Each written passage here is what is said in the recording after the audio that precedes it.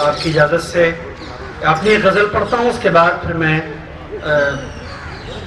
डॉक्टर रमेश साहब जो Indian publishers की फेडरेशन के चेयरमैन हैं, यहाँ तशरीफ़ रखते हैं, मैं उनसे दरख्वास्त करूँगा कि वो बहुत मुख्तसर खिताब करेंगे। उसके बाद प्रोफेसर चंद्रशेखर साहब इस प्रोग्राम को गोया आखिर तक पहुँचाएंगे और हमारे असातिज़ा की नुमाइंदगी में जिनको ये अवार्ड मिला है और ये मेंबरशिप मिली है वो लास्ट में खिताब करेंगे।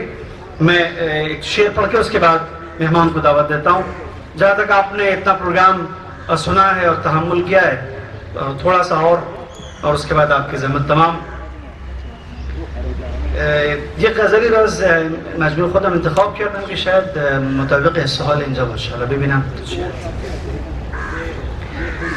سکوت مرثیه خوان است و صبر حیران است. سکوت مرثیه خوان است و صبر حیران است. میان این همه لبخند شهر ویران است. میان این همه لبخند شهر ویران است. مگر به مهر تو سامان دهم به خیمه جان که حال روز دلم سخت نابسامان است. تمام شادی و غم بی تو فکر بیهوده است. تمام شادی و غم بی تو فکر بیهوده است. وصال و هجر تو مصداق درد و درمان است. وصال و هجر تو مصداق درد و درمان است. چه شد کرامت انسان کجاست غیرت مرد؟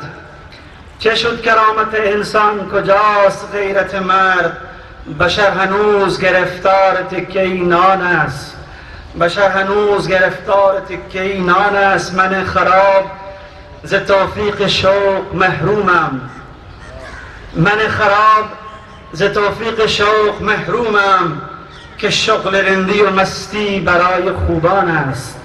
که شغل رندی و مستی برای خوبان است. میان این همه مخلوق در زمین و هوا، میان این همه مخلوق در زمین و هوا، غریب طرز همه ای دریغ انسان است.